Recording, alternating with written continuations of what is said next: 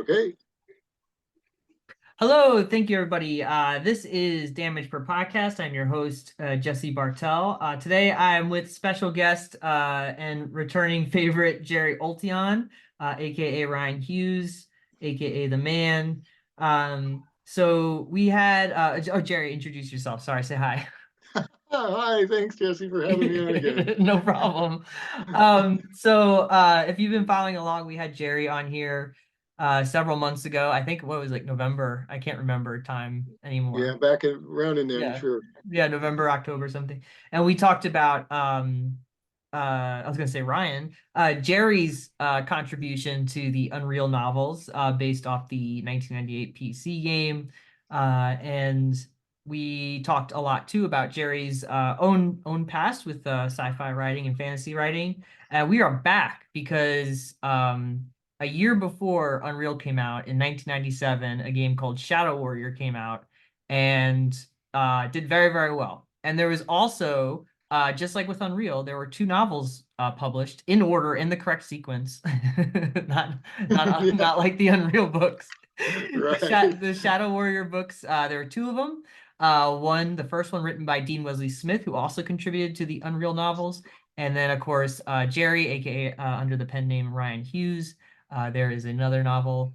The first one was called For Dead Eyes Only, sorry. And then the one that Jerry wrote was called You Only Die Twice, both of which are fun plays on 007 James Bond titles, correct? Right? Right. Yeah, yeah.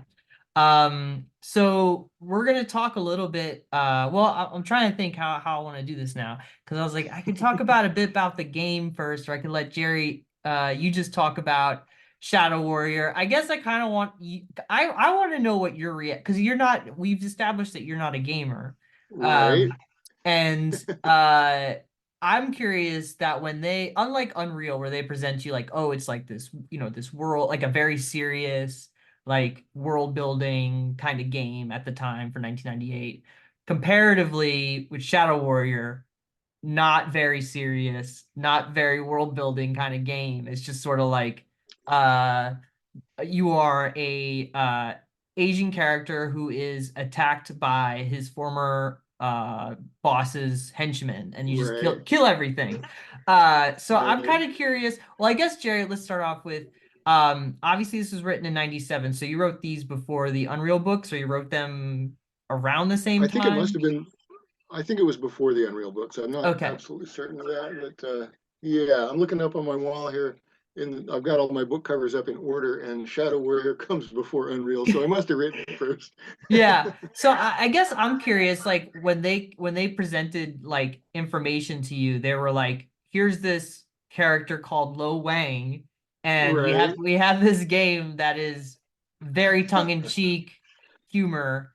What Right. was your reaction to it? Like how did this all come about too, I guess? I Well, mean, yeah. I think again, I think the reason I was even asked to be part of this project is because they needed it on a really tight deadline.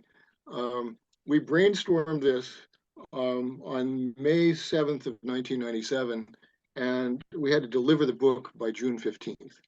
And both Dean and I had to finish our books in basically what 5 weeks, and they knew that I could write fast, so I'm pretty sure that's why I got the job. Hmm. And it came in the way of a phone call from John Ordover because that was during a period when I had been on the Genie computer network, and then I kind of got disgusted with it, so I quit, and so I didn't have a computer interface. And so John actually called me on the phone and he said, I want you to join America Online. Is we're going to have an online chat and we're going to brainstorm a couple of novels and you and Dean are going to write them. And I was like, oh, really? I am I not? Okay. How much? And because at that point I considered myself a professional writer, I said, what's it pay? How much you pay me?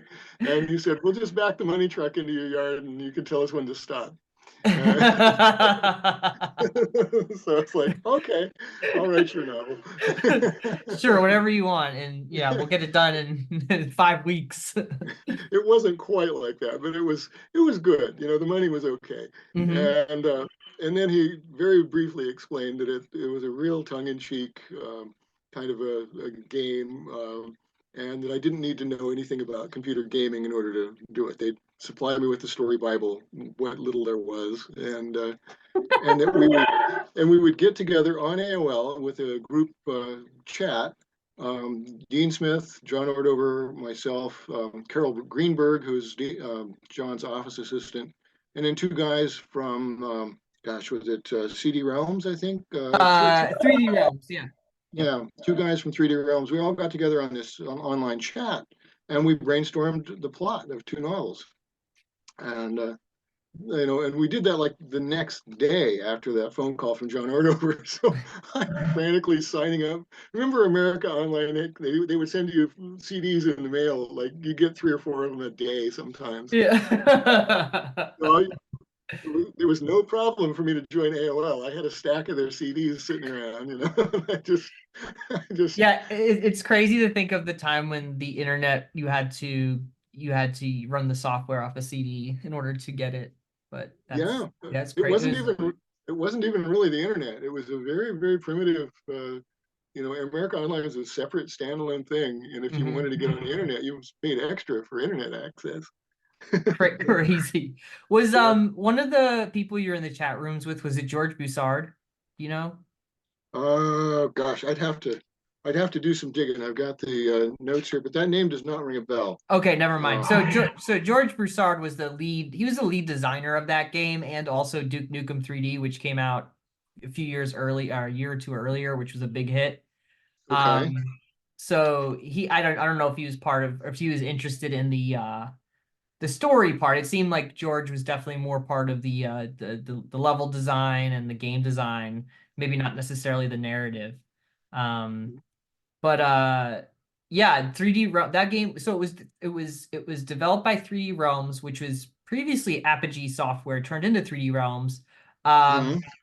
and they also developed Duke Nukem 3D, which is a huge hit. And GT Interactive was the publisher, and they were the same publisher as Unreal a year later. So they definitely, after this, GT Interactive, unfortunately, was very much shut down due to Okay. Yeah. they were bought by Atari like 2 years later.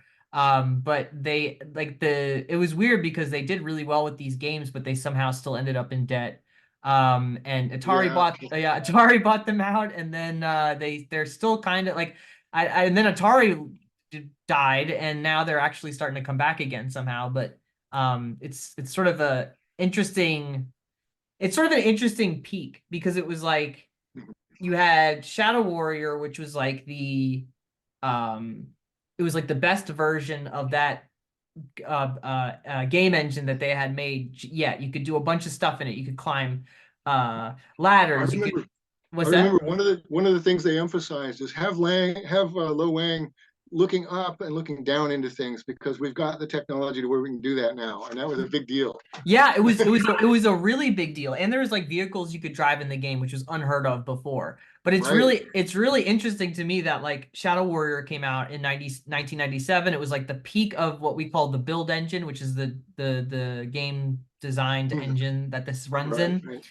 And then a year later, Unreal would like come out and shift everything, and then Half-Life came out that same year. So it was like it's really interesting to me, Jerry, that you were sort of at the end of one era and the start of a new one. Um, You know what I'm saying? yeah. Like Okay. Shadow Warrior had such a huge was like the end. It was absolutely an end of an era, right? It wasn't like Duke Nukem where it was as big of a deal, but it was a big deal still.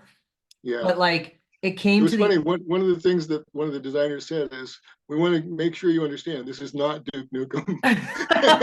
It's like, That's funny. okay. Well, it's really interesting because like with Duke Nukem, like the humor of it is very much like action movie, like American action movie character where he like blows everything up, saves the women, is a misogynist, like kind of like just all the like silly, like very silly like projections of like those caricatures. And then Right. like with Shadow Warrior, they were like, well, we're gonna do the same thing, but we're gonna do it like an Asian action film. And Right. so And I they don't wanted it. think They wanted it to be even wilder, even more over the top. Oh, and Um, it certainly it certainly is, and it's like, you know, when you go from like 1997 to 2024, it's like, yeah, probably some of like the humor from the game doesn't translate as well as yeah. maybe Duke Nukem would have, but like it's still like it's I was still I was kind of wincing, as I was rereading these books. I was kind of wincing at some of the things that I'd written. It's like, holy cow, I could probably get canceled for doing that well, nowadays.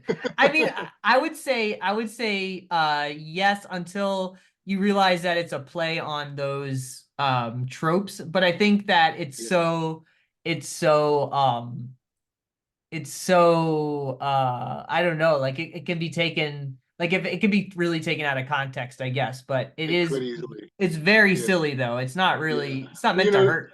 in Dean's book, he even got the farmer's three daughters joke in there, right? He One of the did, oldest yeah, jokes in the yeah, universe. yeah. I don't know. Yeah, his was definitely dirtier than yours for sure. Dean definitely wrote a much naughtier Yeah, novel, and he actually yeah. put you in the book as a character, which I thought was He funny. did. He actually referred. He broke the third wall and just Yeah. addressed the reader and saying, "Well, you're going to read Ryan Hughes's next book." So I just think it's really really cool that you know Jerry Oltion, aka Ryan Hughes, was at this like turning point in video games, and I don't know, I just feel like more people should be talking to you in my opinion. But like I feel like it's such a really cool part, like a transition part, and you know, just like with Unreal, uh and I mentioned it earlier, but there really wasn't like a story with Shadow Warrior. So you guys had to come up with it's kind of like sort of like a prequel sequel uh-huh. tie-in to the game.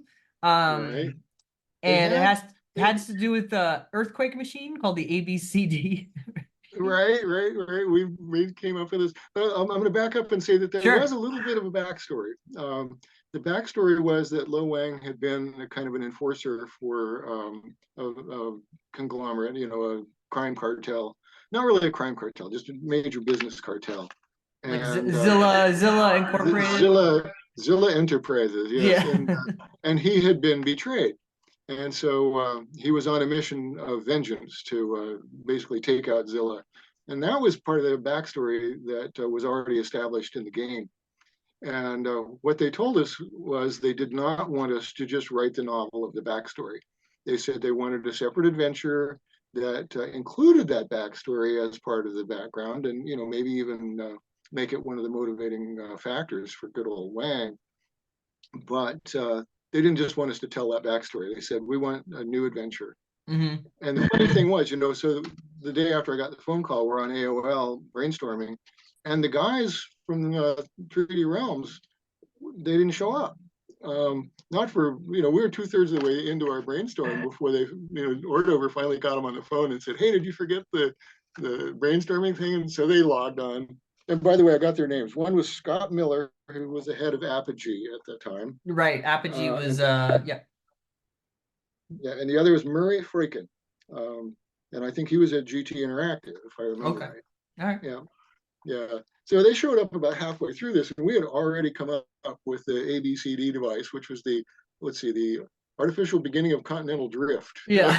That's right. So Because the bad guy was going to start moving the continents around. yeah, And Dr. Exo, or right? Dr. Exo, Yeah, right. Dr. Exo. So for those listening, in the books, there is this mad scientist character that Mhm. steals this device from someone who's I mean, I think the inception or the origination of the idea from the original scientist lady was to like stop earthquakes in California or something, I Yeah, think. she Yeah. was she was going to stabilize the San Andreas Fault with this ABCD device, which Hmm. I thought was silly. We named it wrong because if it was an ABCD device, artificial beginning of continental drift, it should have been the artificial breaking of continental drift or something like that, right? But we named it wrong. Yeah, we won't get you on Mythbusters to to prove Yeah, right. But so so yo, go ahead, Jerry, sorry. it was just the device was made by a legitimate scientist who was actually trying to do some good in the world, and bad guy gets a hold of it and decides to use it for his own purposes. Mhm. That was kind of the backstory of where the novel was going to head. Yeah, and so Dr. Exo decides to use it to create basically Pangea. Like he like wants to like bring all the continents together, but like Right, smush them and like cause like destruction. And so Lo Wang is tasked by the CIA, uh, right, Jefferson Adams or right, something his name right, is. right. Yeah, So this- the CIA agent always uses names of presidents as his Yeah. aliases. So we had Jefferson Adams. Yeah, Yeah, Jefferson Adams. That was good. They get a hold of Lo Wang and they're like, listen, you gotta stop this. And they take the lady scientist's daughter, who's also well, what supposed, happens is the lady right? scientist's daughter shows up at the airport. Lo Wang is going to fly over to France, where he Mm-hmm. can pick up all the weaponry he needs, and he'll be close to um, where they think Doctor Exo's secret headquarters is. Mm-hmm. And so he's on the plane, or he's in the boarding area, and this woman just sits down next to him. And of course, we've established that Lo Wang is really attracted to pretty women, so of course he's quite happy to have her chatting him up. And turns out she's the daughter of the scientist who invented the device, and she wants to go with him on the mission. And Lo Wang is he's so smitten with her, he doesn't actually bother to ask how she knew that he was there. Which would have saved him a lot of trouble if he'd asked that question. But we just we wrote our way past that.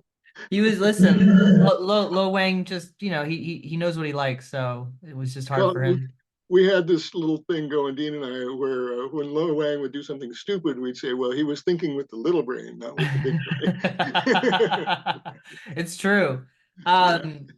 So yeah, so that I mean that's more or less the plot of the I mean that's the base plot of the story is that this crazy scientist dude's using this device to destroy the world essentially, and Lo Wang is on the case. And I would say so Dean Wesley Smith's book is definitely more straightforward and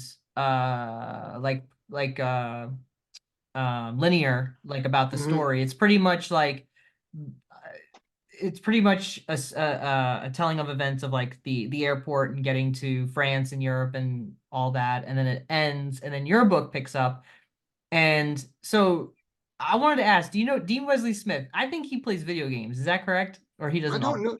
I don't know if he's much of a gamer. He probably plays more than I do. Because But at the begin, so it's interesting because at the beginning of his book, in the like acknowledgments, he like okay. calls out all the specific like video game people, and I was like, I feel like if like only Oh, you he know would. what? I don't think that was Dean doing that. I read that too. And yeah, the acknowledgments. Um, that was George Broussard and Scott Miller who did those acknowledgments. Oh, Yeah, gotcha. Never mind. That's what. yeah, Okay, so no, because it says for Chris, thanks for all the fun. yeah. It's a page in. We have acknowledgments from the game designers. Right. Okay, so George Broussard, who I mentioned earlier, so he's the designer. Yeah, Um, that is cool. Okay, so that clears that up. yeah, So, because I was like, so there's unlike unlike the Unreal books, which are split up, like back and forth, and okay, yeah. obviously the publishing issue, but there's less of a there's less of a way for me to like other than you did like the the Nepali like the prequel story, and then Uh-huh. did he do the current day story? Was that how that Let's went? see. Yeah, Or was it the yeah. other way?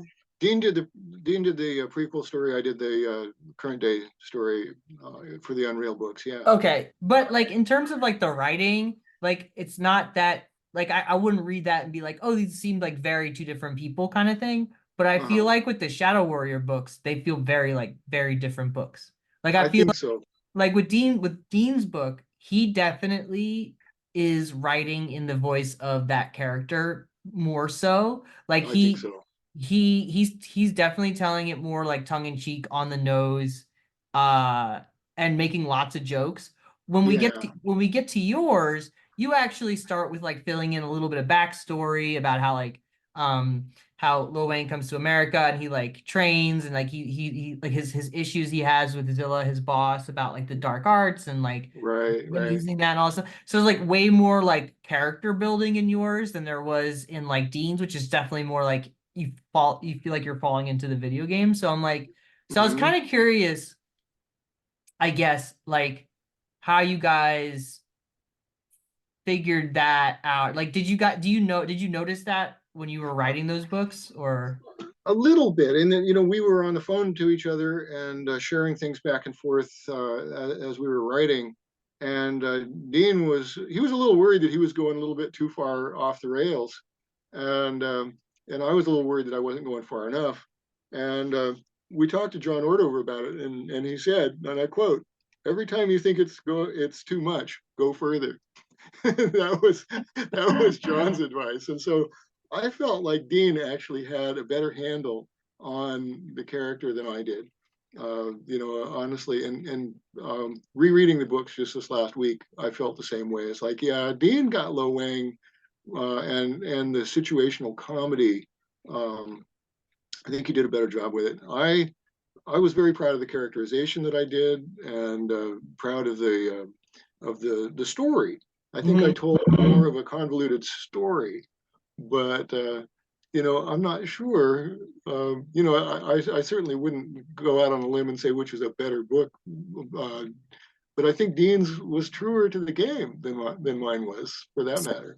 So I'll definitely agree with you there. Like I definitely think that Dean's book is more true to the game, like the because I played Shadow Warrior ages ago. Yeah, And I actually tried to get it up and running on my iMac here, which just wouldn't wouldn't run, happen. huh? No. Well, they have like an updated version, but still like for whatever reason it just wouldn't run for me. So I was a little bummed Uh, out by that. But Bummer. yeah, I know. But from I rewatched a lot of videos and from what I remember playing of the game, like it's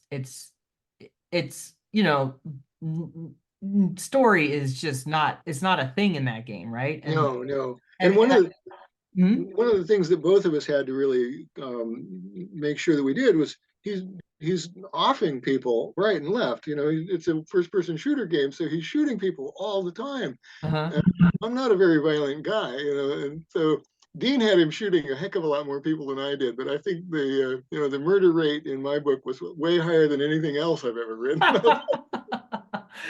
Yeah, I mean, and I think, I mean, I guess like I guess remembering Shadow Warrior and looking back at it, like it is definitely like a Duke Nukem, like where it's just supposed to be kind of very entertaining and funny, no story. It's not really supposed to say anything, right? Right, And I think it's very fascinating to create a story out of that. And like also then like a year later Unreal coming out, which is definitely more story driven at the time than this was, and you still had like you guys still had to make up a whole story with very little knowledge of the world of the story that they were trying to tell in Unreal. So it's right, really interesting to me that like you had to do the same job where you pull this story out of a game that didn't have a story and then pull a story out of a game that you didn't really know what the story was either. Uh, so it's really cool to me. And the way that one is obviously very much more comical, and then the Unreal ones are very like they're not very silly, like they're very yeah. yeah. Just in talking to the game designers and reading the source material and stuff, it became very apparent that the Unreal game was supposed to be dark and gritty, Mhm. and the Shadow Warrior. I mean, they named the character Lo Wang. The Shadow Warrior's got to be silly. In fact, they intended to name him Hung Lo, but it turns out in Portland, Oregon, just up the road from where I live, there's a restaurant called Hung Far Lo. They decided, yeah, we don't want to get in any trouble with the restaurant owners, so they called him Lo Wang instead. And then I think he's got a sidekick later on in one of the updates to the game. Anyway, there was a Hung Lo somewhere in the game, but it was not the main character. So well, it's also interesting too is that Shadow Warrior was rebooted several years ago, and they made three new Shadow Warrior games that I did not know that. Yeah, so they made three new Shadow Warrior games. I haven't played them myself. I had a guy who I talked to on here, Mitch has, but they're definitely much more modernized shooters, but they kind of tried to keep the spirit of the original Shadow Warrior, where it's very silly, very tongue in cheek. Um, the jokes are a little less, stereotypical, I guess, but I mean, it's like definitely Right, more still like a silly game, and very violent, but it's still a thing, which I thought was like, I think is, I mean, I get, pretty cool, I guess, and right. I'm surprised they didn't contact Ryan Hughes, aka Jerry Oltion, for the story. Yeah. No, I never heard from him at all the second time around. I wonder if So Dean did. Dean is still doing a lot of tie-in novels. It could very well be that Dean was still in on that. I don't know. I don't know. I got his email. I gotta give him a buzz about that. Um, where was I going with this? um oh my goodness. Well, I don't know. I guess we could talk like the publishing end of this, right? So with Okay. Unreal, y'all, like a year later, y'all had a big issue Oh, yeah, yeah. with the That book was pretty publishing. well screwed up. Yeah, where it's almost like unsellable because it doesn't make any sense. Right. Um, and so for this one, it was published, I mean, were both these volumes published at the same time? Did They they come did. They, out? they Yeah. came out simultaneously. That was one of the things we asked as we were getting into this project. It's like, well, if we if we only have like 6 weeks or 5 weeks to write these things, are the books going to come out simultaneously? And John said, yeah, they are.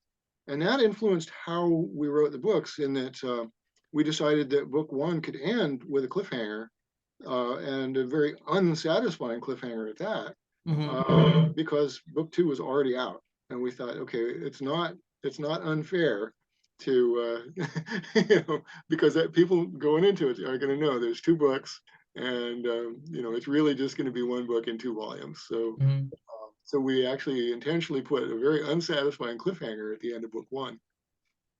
So but also too, like, I'm curious, like, when these two volumes came out, did you guys like do anything, or are they just kind of went out and you're just like, they're out there, like, we don't think about Um, it?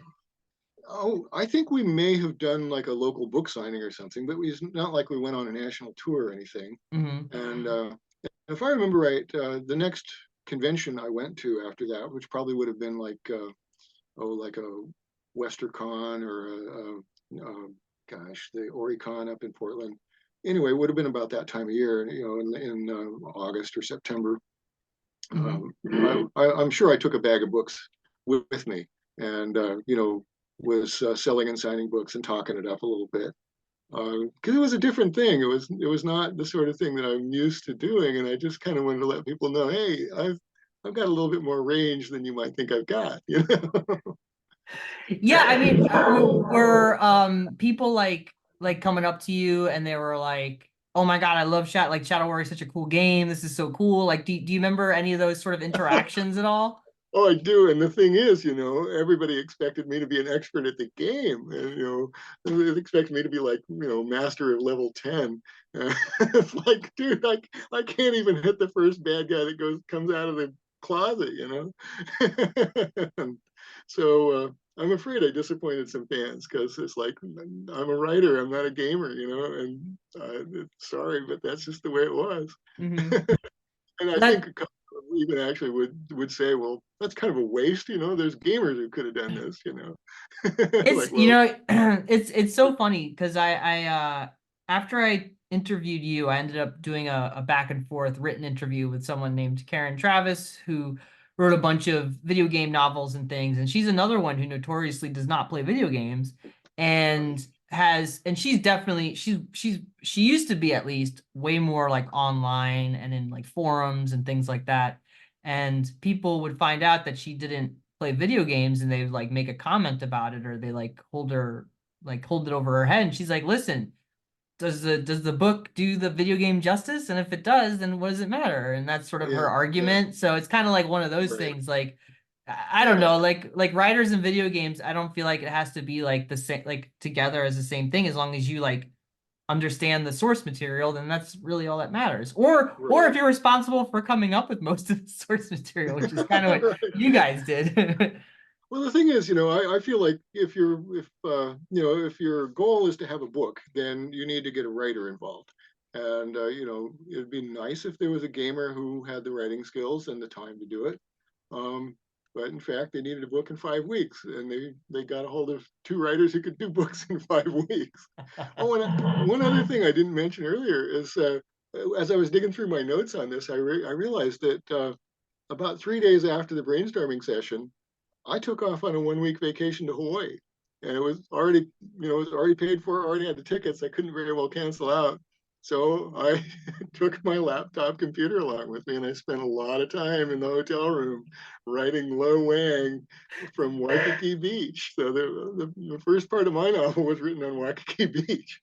That's pretty cool. That's pretty cool. I You like that know, story. I like the writing life. I have to say, I do love my job.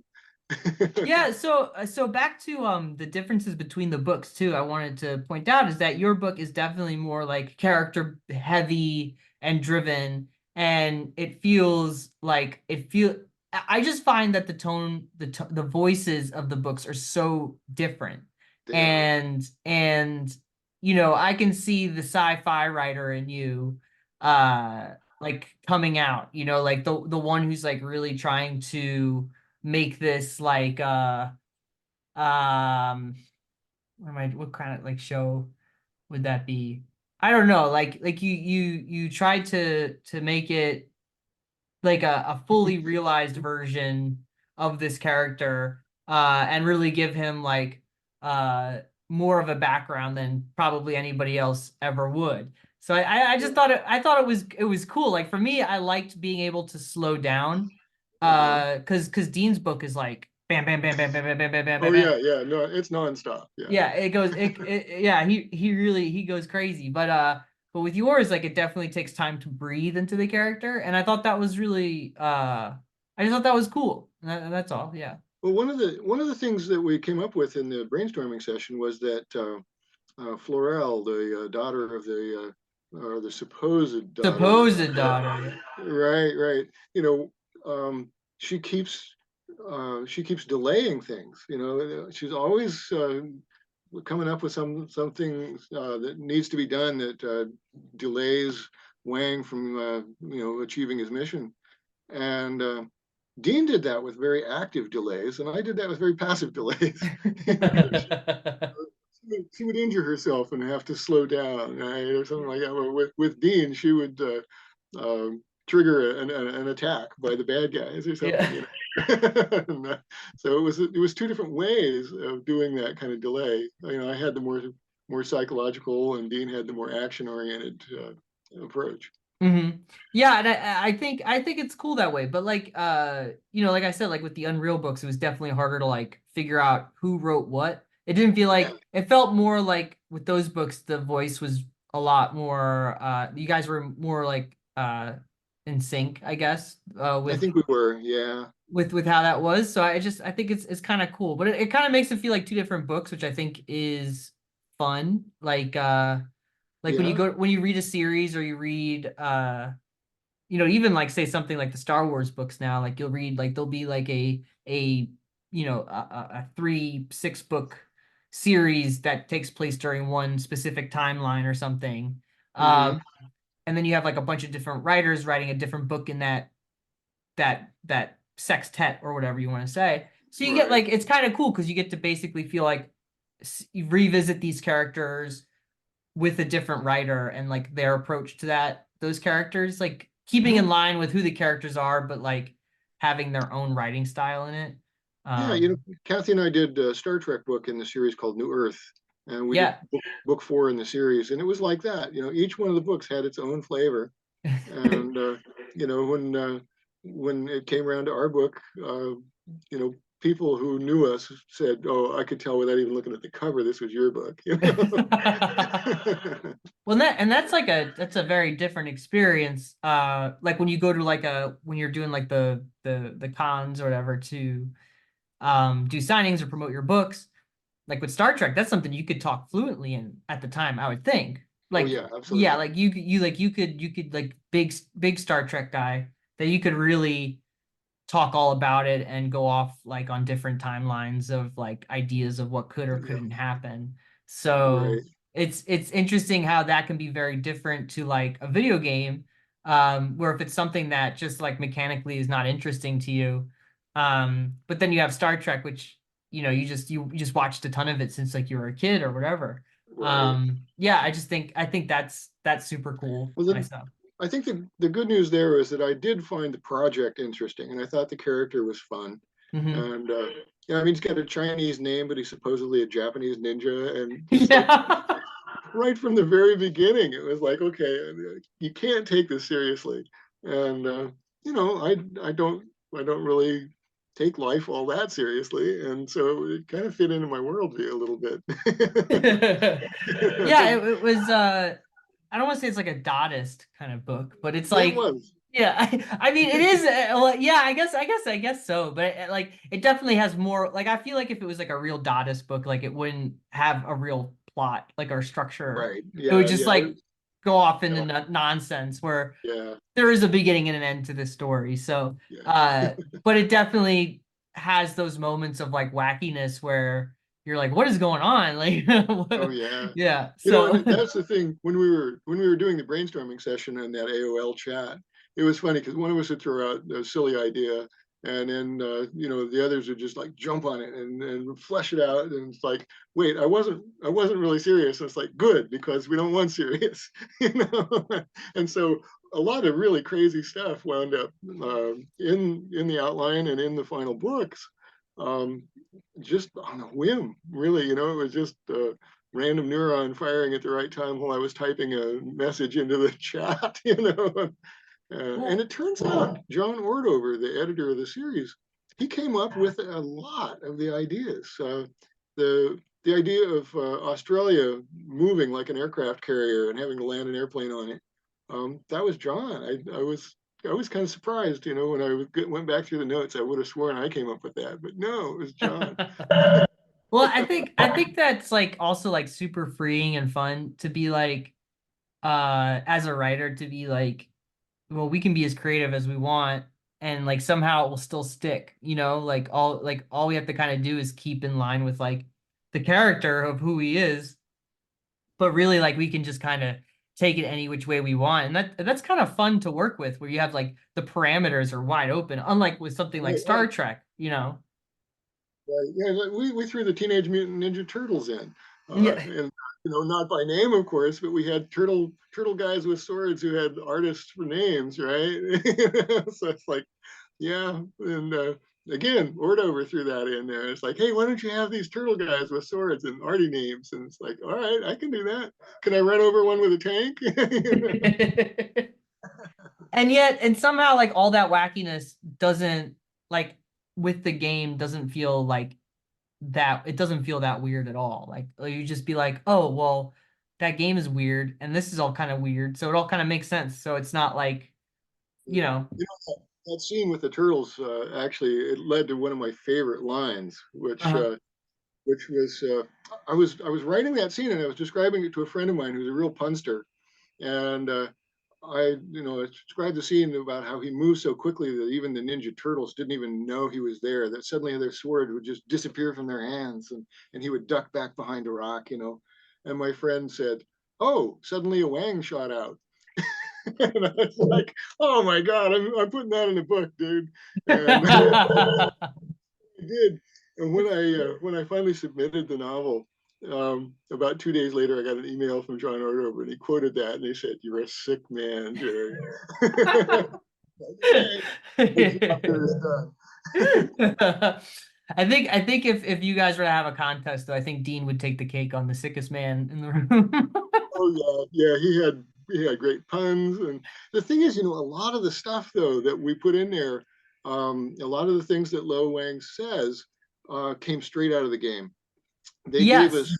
He gave us a CD of all the things that he said, and I listened to them all. And I wrote them all down, and Dean and I would mark off which ones we'd used and which ones we hadn't yet, and we tried to get them all in there. I don't think we did, but I think we got most of them. Yeah, the And the like the Wang drives a tank right smack into Ayers Rock. It's like, oh, now I'm running into walls. Well, that's Yeah. out of the game. If you're, you're moving the character around in the game, and if you crash him into a wall, that's what he says. Yeah. Yeah. So When did that's, did did you hear like the actual sound bites? we did, That's so great. and here's the cool thing: I still have that CD of his of his audio. I hunted around for it. I know I have it, but I don't know just where it is. But I know I still have that CD of his audio.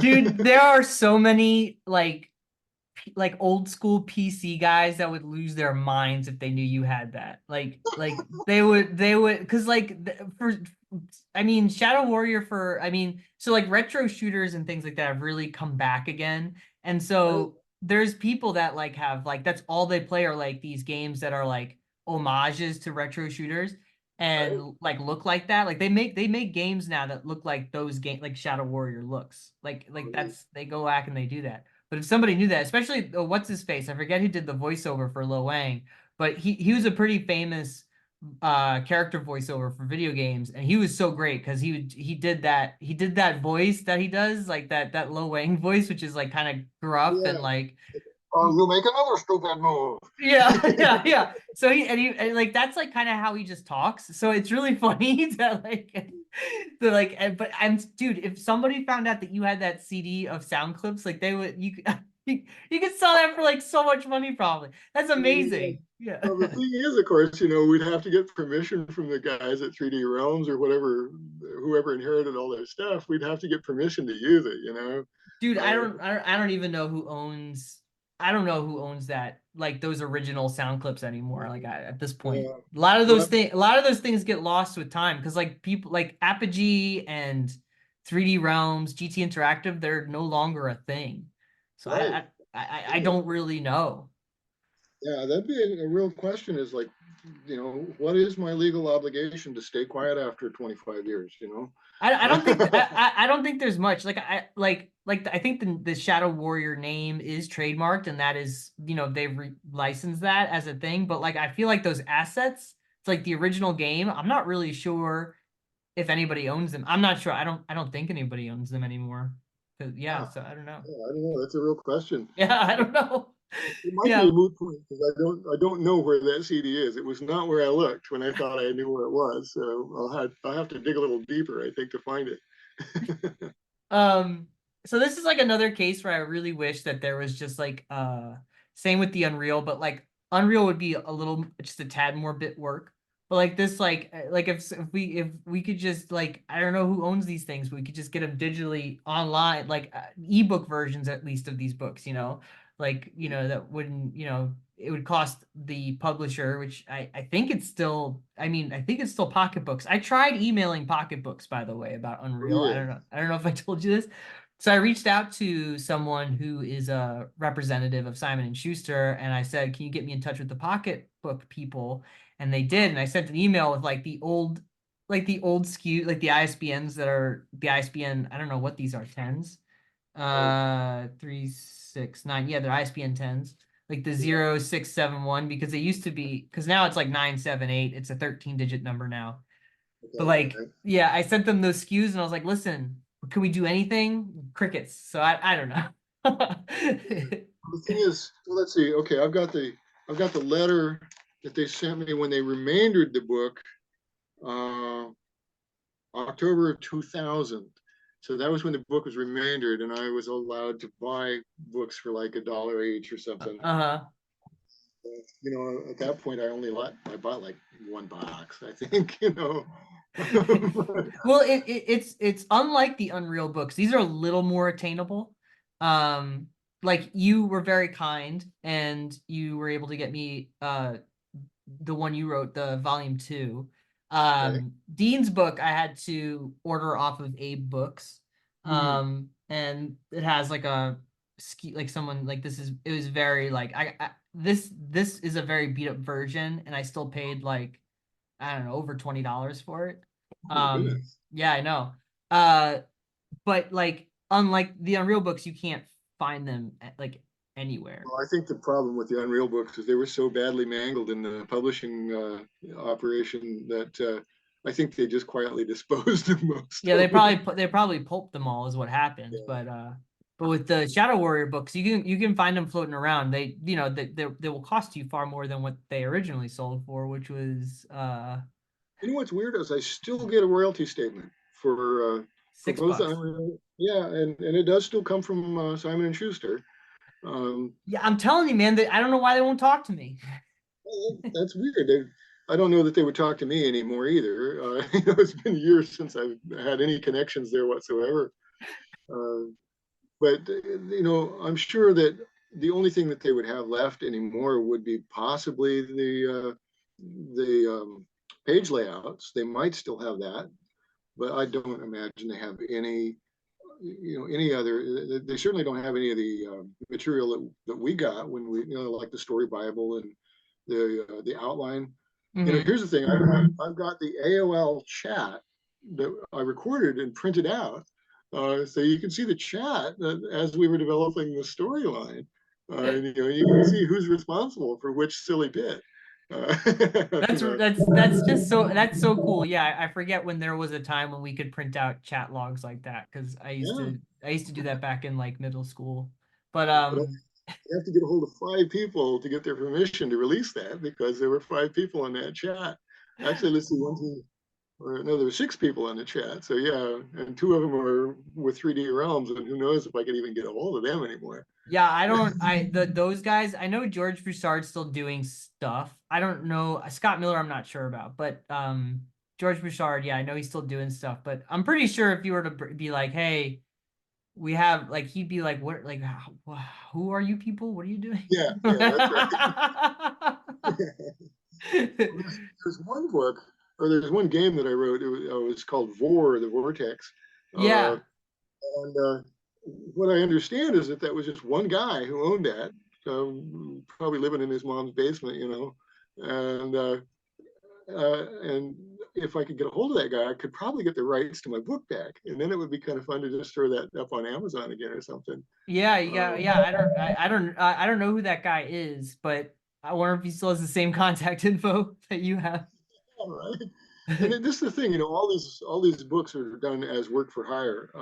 I don't own any right to any of it. Mhm. So for me to put it up online, it'd be just the same as you putting it up online. Either one of us would get nailed for copyright infringement, even though I wrote the book. I wrote it as work for hire.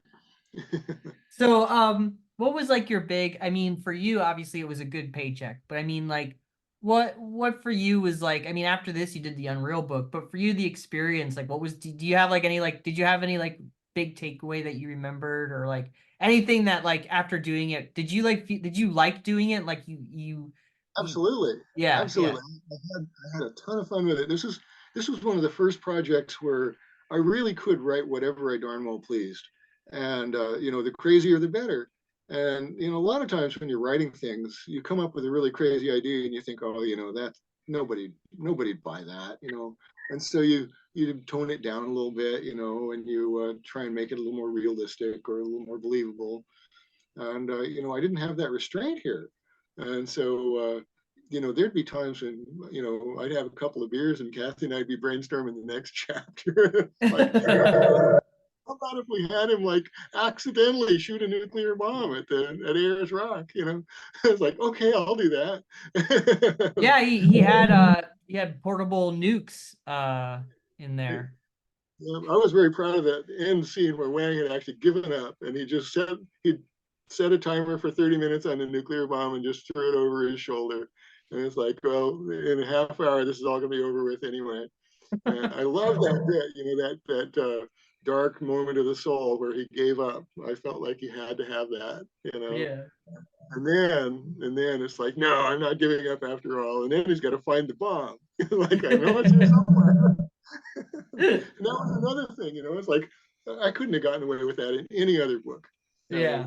It's the only book I could ever have written that scene in, and so I was delighted to do that. And I was really happy to learn that I could write a book that quickly. I had written a Star Trek book probably in what 2 months, something like that. So I'd already written one quickly, but this one was even quicker with a Hawaiian vacation in the middle of it. And it was a real eye opener for me to realize how much easier it is to write something quickly. If I hadn't had this experience, I'd probably still be slogging along at 10 words per minute or something, just thinking that that's the way stories had to be done. Nope, they do not. You can have as much fun as you want in 5 weeks and get it made. Yeah, and I have been a fast writer ever since, just because I realized that stuff hangs together better. My limited memory.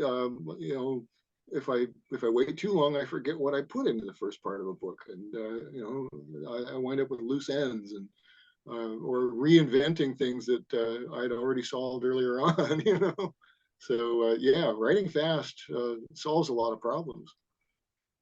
That's awesome, dude. Yeah, I think for me, like, I mean, I just think it's really wild that y'all were able to, like, when I was approaching the Unreal books, I was like, well, there's like, I mean, there's a world there, there's like stuff there. So like I was kind of like already, I just assumed you guys had taken that information and made something because it seemed plausible. But like when I saw it, well, when you've told me that you did the Shadow Warrior books, I was like, what could they have possibly made a story out of with the Shadow Warrior books, you know?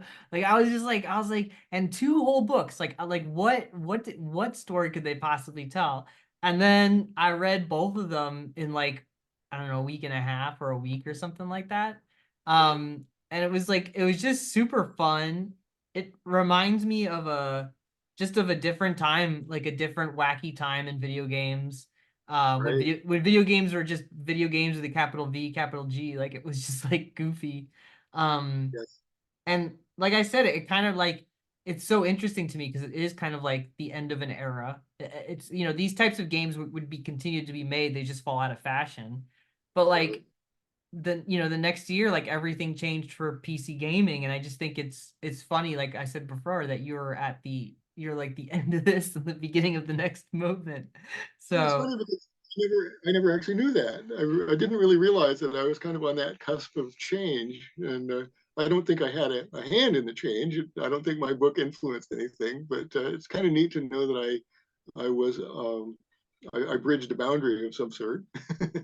yeah, I think it's really cool that like you were in this like you had like this lucky moment of being in this particular time in culture, like a cultural shift in video game entertainment, that you were able to contribute to the old way of doing things and then eventually the new way of doing things. And then I mean that was more or less it for you with video games because there was the Vor stuff after that It was or actually, I'm not sure if Vor was a video game or a role playing game or what. I, I think I really good don't remember. question. It's a type of game. It's a type of a fictional world that's it's either a tabletop game or something. They're not. Um I think it was a video game, but boy, it's weird that I don't remember that, but I don't. but like you did like these novels with Dean and then like you exited that and uh that was like your foray into video games, which I think is like you could Yeah, have the entered. Shadow. See, I'm looking up on my wall here. Shadow Warrior, then Unreal, and then I did two Star Treks, and then I did Vor. Uh-huh. And the experience with Vor was just so horrifying. The book was edited so badly Oh that no. Oh, I I gotta. decided. Oh no. Oh yeah, it was terrible. Oh But my I God. that made me decide, I'm going to start writing my own novels, and conveniently, that's when I won the Nebula Award for a novella called Abandoned in Place. And Yeah. so I wrote my own novel based on that novella, and I don't think I ever did another work for hire job again. Oh my God. Oh man. Maybe we should talk about the Vor at some point. Yeah, yeah, I have some Wait, things to say about well, that. yeah. I mean, I don't like. Would you be like? I feel like you'd be shit talking most of it. Would you be okay with shit talking that experience? Was that also pocketbooks? Gosh, who did Vor? Okay, I'm gonna have to stand up here and have a look at the label. It says Warner. Warner. I think. Yeah, let me see. Okay, let me get over on the side here and have a closer peek. Oh gosh. All right, I have to pull it down from the wall. Uh-oh. Is it just the jacket cover that you have up there? Yeah, actually, I got the whole book. Here you go. War Oh, cool. You. And let's see, I can blow the dust off it and read. It is Aspect, Warner Aspect. Warner Aspect. I don't know what that is. Yeah, that was a imprint back in what, the late '90s, I guess. But That's got to be the owned by, I mean, somebody that, or had to been put out by some publisher. It should have. It was probably an imprint on some publisher. I'm curious as to yeah, was that well, also? Go ahead. Sorry. Warner Books was a fairly big paperback publisher back in the day. Uh-huh. Um, yeah, it was probably just an imprint that they did for media tie-in books, maybe. I don't know. Yeah, well, it's Um, interesting because the publisher I work for now bought out that name, the Time Warner stuff. So, oh, so it's kind of interesting, like the the lineage of publishing and the publishers and all that stuff. But I'd be kind of interested to go and talk about that. Um, if you're okay with going on and being see it. recorded talking about an unpleasant experience, because I also think that's good to listen about, talk about. Yeah. Oh, all right. Well, you want to hear the story? Well, no, no, no. What I'm saying is like if we did like a whole other Oh, do a podcast, different interview on it. Sure. yeah. Yeah. Sure, we can talk Oh, about that. that'd be so much fun. Okay, well, I'll see well, we'll see what we can do to get I'll see if I can find a copy or something. Oh my God, that'd be so much, like I would love to have you back to talk about like a bad experience too. Okay. Well, Like, let's see. I probably have extra copies of that. So let me see if I well, can find. I would love for you to send me a copy, but let me take a look first that I Okay. if I can get you know, maybe somehow I can get you Okay. Well, the byline is not Jerry Oltion, nor is it Ryan Hughes. The byline is Don Ellis, Dawn, because like DAWN. Don, Oh, um, DON. Don, and Ellis. I pulled my pseudonym off it. It was so bad. Oh my God, this is so great. And did the guy who got you the other two gigs for Shadow Warrior and Unreal, did he I get? don't remember. I don't remember if it came through John Ordover. I don't think it did. Oh my I'll have God. to go back and dig through my notes and see how I wound up doing that one. Oh my goodness. Jerry, this is so exciting. Okay, so I Look, love this. any writer who's been in the business very long has a story like this about a book that was just so badly savaged that they just didn't even want to be associated with it anymore. That's amazing. Oh my God. Yeah, I love a good bad publishing story. I Oh mean, yeah, that was also part of the reason why when I reached out about the Unreal books, when you told me that it had like a publishing issue, I was like, oh boy, I can't wait to talk about this. no, I've Um, had two books sabotaged by the publisher. One intentionally. Well, I guess they were both intentional. The war one was just really really bad editing, and nice. I kind of feel bad for the editor too. I think she probably actually was trying, but just didn't really understand what was going on. Oh man. Oh, I love it. Yeah, that stuff's so good. Oh man.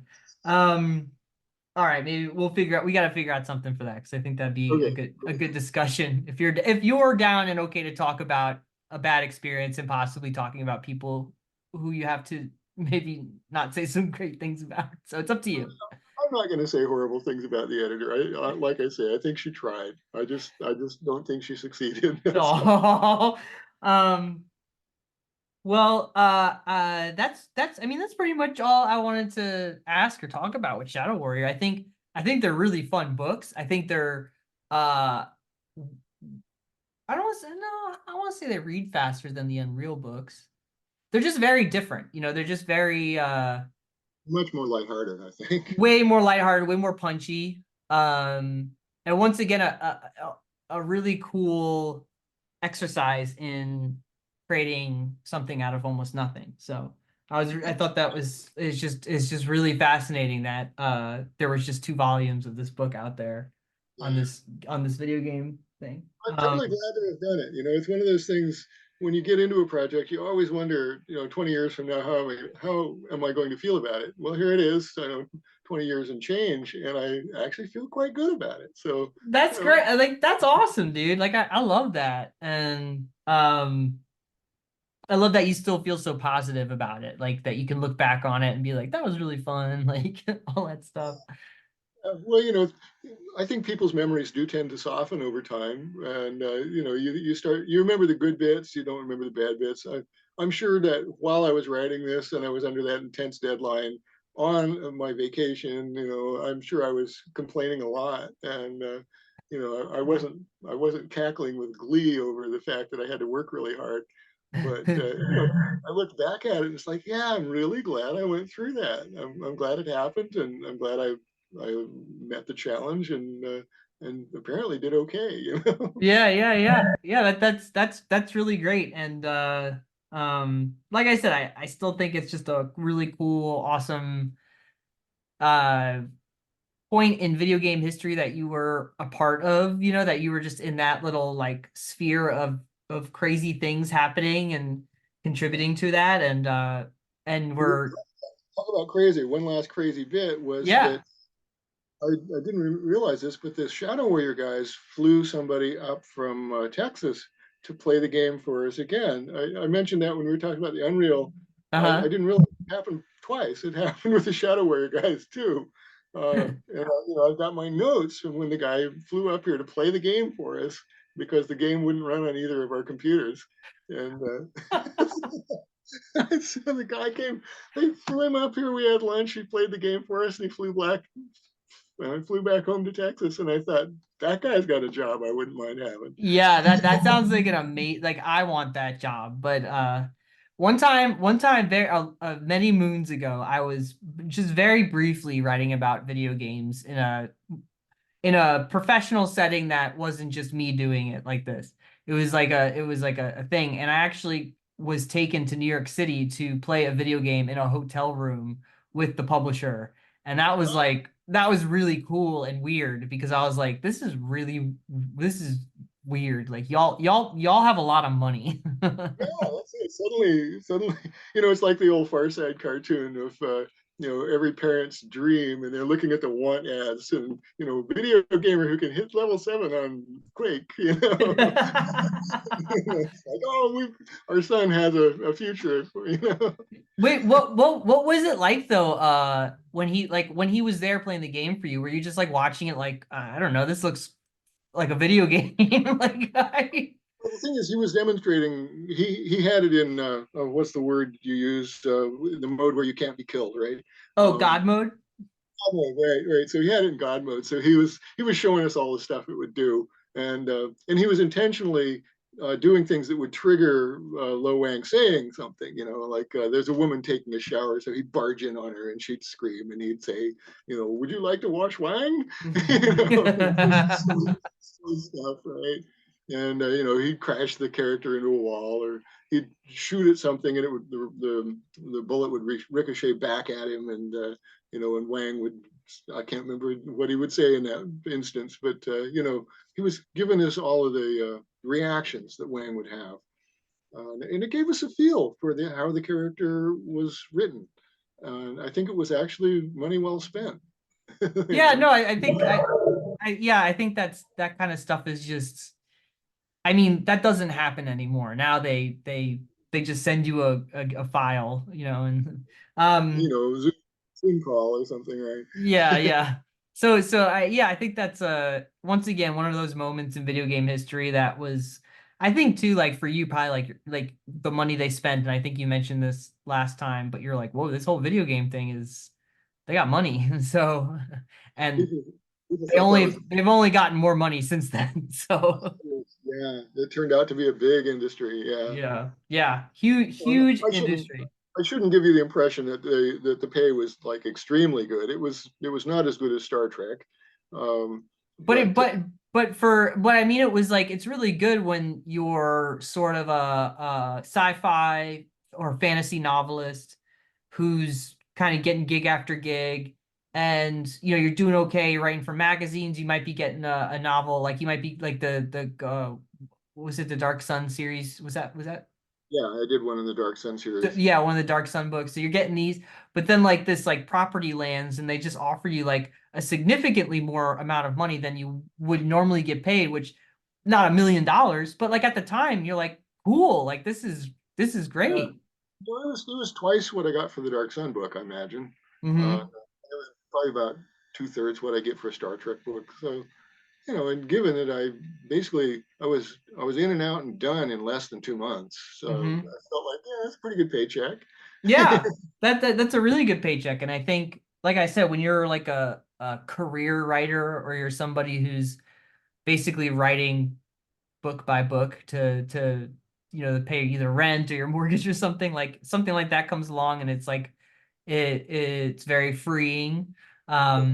And and yeah, I mean, at the time, video game business was doing well. It had money, but it was still like in its infancy in a lot of ways.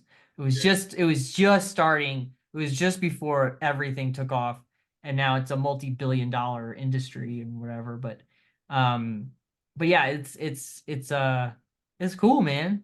I Um, remember when the guy flew up here to play the game, he asked us, so how much gaming have you done? And I told him, well, I've played King's Quest and I've played Zork, game where you key everything in on a keyboard, right? And I remember he just kind of snorted and went, "This is nothing like those games." Although King's Quest, like I said, is great, but It was one of the first actual video games. Up to that point, I think almost everything was just text oriented. yeah, yeah, pretty much. And then there's a lot of King Quests too. They ended up making quite a few of those. So, um, yeah. It came out as a vehicle to illustrate what the PC Junior could do. And the PC Junior came out before the Macintosh. I had forgotten that. I did a little research on this, and they were neck and neck, but the Macintosh actually came out second. Uh, Wow. yeah. It's funny too, like a lot of times there are times when video games were used as almost like tech demos for like the technology that was there. Oh, that's That what was for sure. yeah. It's funny that it can happen like that. Like Unreal, the game that would come out, it was basically like a tech demo for that engine. Mm-hmm. And it's cool. It's cool that, that stuff sticks for so long. Mm-hmm. Um, so Jerry, so any new crazy career things have happened to you since we last talked? What are you writing? Any astronomy stuff you want to talk about? We got the eclipse coming up in April. Do we want to talk about anything going on?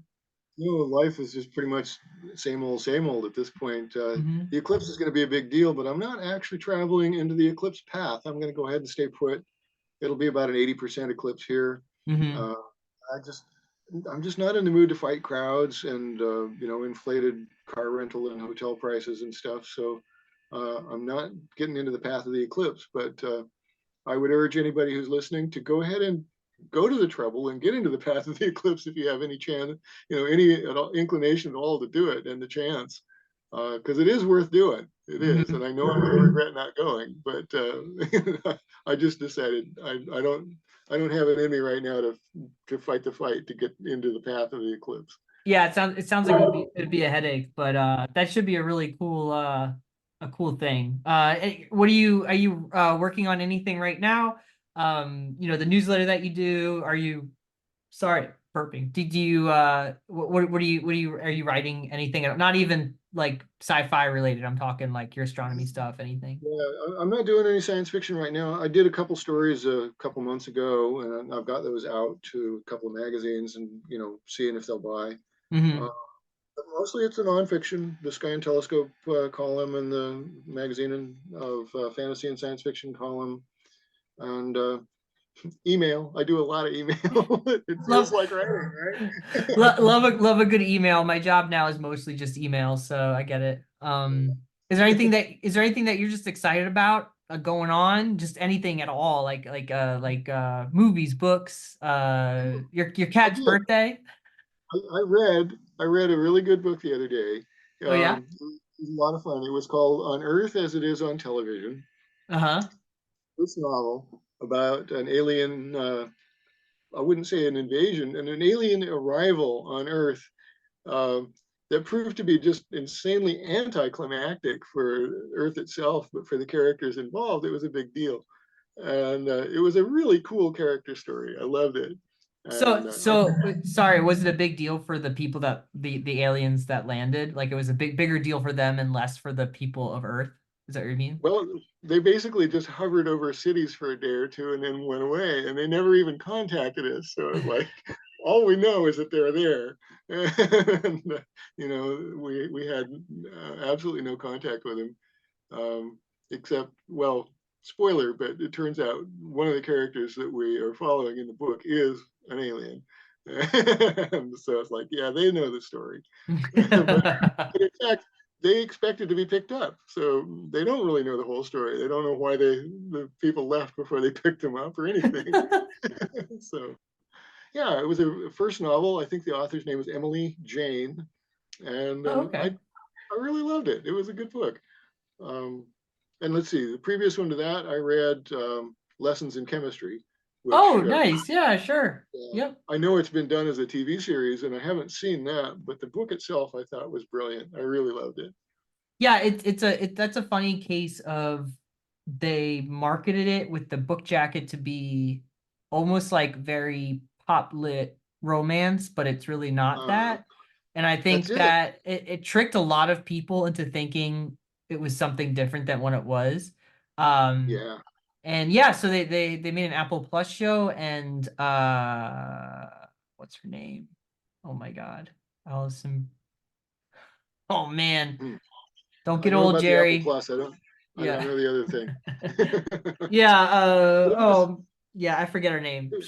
Miss Marvel. oh, I but can't think of her name anymore, but yeah. Show's supposed to be very good, so yeah. yeah, and the book was a delight to read because it didn't go where I expected it to, and and it talked about a lot of the misogyny that went on in the 1950s, and a lot of the racism and stuff, and there were some very serious and heavy issues dealt with in there, but it was done in a very humorous, very kind of disarming way. Mm-hmm. And you follow that main character as she just fights her way through one problem after another, and and makes a go of it. And you wind up just rooting for this character all the way through. And to me, that's a job very well done. When a writer can make me care about a character and stay up late reading the book because I don't want the character to be in that situation overnight. I have to read on so that the character can get out of the situation, right? Because that you hold the power, Jerry. You hold the power. You gotta get her out of that.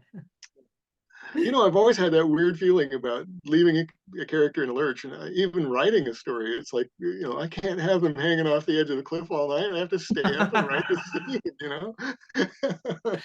I like that. That's really sweet. I forgot. I don't know if we ever talked about this, but do you like Dune? Do you like Frank Herbert? Oh yeah, I love the first novel, and I like the second novel, and I didn't much care for the third novel, and like that all the way down the line. Yeah, sure. Yeah. That makes sense. Are you gonna see the part two movie that's coming out soon? I am. I did see Yeah. the part one, and I thought it was a technological triumph, Mm-hmm. and and I thought this, it was very true to the book, and the acting was good, and all. Um, I wish it had come out in 1968 when the book came out, or whenever it was, because the story is just so dated now. I just felt like even though they were really true to the book, I just thought, no, this isn't a movie for the 2020s. Yeah, it's interesting. I mean, I kind of thought of that too. Like I mean I love Dune. I really love the Dune well at least for I don't like Brian's contributions to Dune, his son, Uh-huh. but I love Frank's books and even the not so great ones, for sure. But the movie I really like visually, yeah, like I think that dude nails what Dune is supposed to look like and feel like. Uh, I was I when I saw when I saw the first one, I'm not talking about the David Lynch movie, but when I saw the new one, the first part in theaters, I was like, that movie was awesome. but I don't know if anyone's gonna like this. You know, like Right. I thought it was like too like yeah, like kind of like just like it's for Dune fans, but like I didn't think it would hit a wide appeal. But apparently it made like all the money. And Oh yeah. this one's now gearing up. The second movie is gearing up to make a bunch more money, and the reviews are already coming in saying it's great. So Yeah. I'm going to an early showing on the 25th. Okay. They're doing like a special early showing at a theater that's like an hour from me in IMAX. Okay. So Oh, that's great. yeah, I paid the money. I'm going. I'm so Oh excited. yeah, yeah, yeah. Yeah, so I'm really, really excited to see because like the first part of Dune, the book, like the pacing of that book's really weird. I don't know if you remember reading it, Yes, I do. but I read it in middle school and then I reread them again a Hmm. few years ago. Um, and the pacing in the first book is so wacky, like it's like so slow, and then all of a sudden, like like the third or the last like yeah like last third of it just out of control, like out of control. And then Right. and so I'm kind of curious to see people's reactions to where the story goes and how nuts it gets compared to like the sort of plotting slowness of the first movie and also like the first half of the book. So Right. yeah, it should be interesting. And then Yeah. I'm very interested to see if this dude, I think he's planning on it, but adapting Dune Messiah, which is Yeah. really wild, like what they do with Yeah. Yeah. I think Paul's that character. would make a great movie.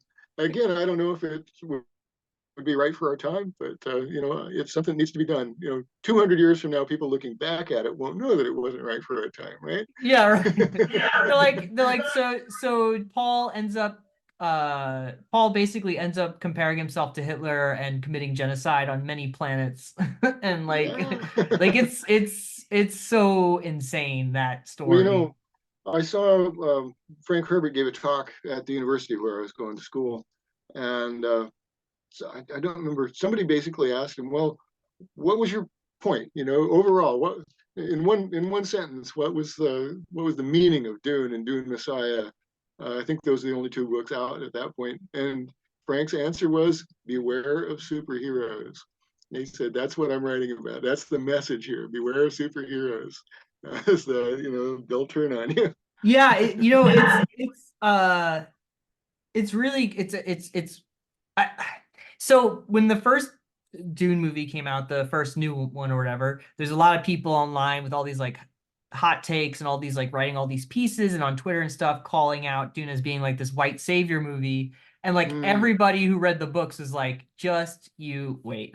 yeah, Like yeah, yeah. That's and right. so like it was like all these terrible pieces about how like this book was just another white savior to a minority type planet or like civilization type thing and how they like take over Right. and blah blah blah. But like really Frank, I mean that was his whole thing. Like that was Hmm. like he worked in DC. He was a speech writer in DC. And so Right. like he saw all these characters and these people like raging these wars, and like Vietnam I guess probably had a huge effect on him. And so he was like, this is like all this stuff, all these people claiming that they're gonna fix everything, they won't, you know? And so Right. even the Yeah. people with the best intentions, which Paul seems like he has the best intentions, but it goes Absolutely. sideways. Goes Yeah. sideways. Yeah. And Yeah. I thought it was a very realistic look at power politics. Hmm. And honestly, to me, that's what the book had to say as far as the message is that politics is going to turn anybody into somebody they don't want to be. you Yeah. know? Yeah. Also watch out for spooky space witches. Right? Yeah, yeah. There's that. The Benny Gesserit are like my favorite thing, and I think Lady Jessica, but I think it's at the end of the third book. I think she finally gets her, she gets the ending to her story finally. But I don't um, know. I don't remember how that goes. I'll have to dig it back up and look. yeah, so she basically like she takes over again with the Benny Gesserits at the end of the third book. Okay.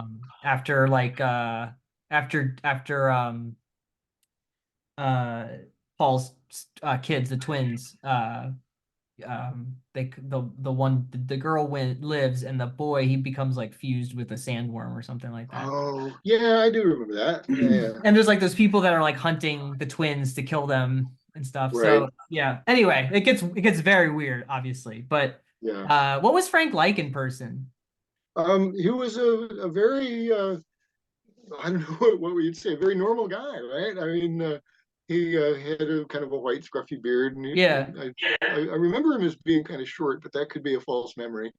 But he smiled a lot. He got out on stage and he told stories, and he was like a very happy, very very friendly guy. Hmm. And he wrote such a serious book. You kind of expected him to come out in a tweed suit and smoking a pipe or something. But he was just a really fun guy to spend an hour or two listening to him talk, and questions and answers from the audience. It felt like we were just sitting in a big living room, and he was just kind of holding court.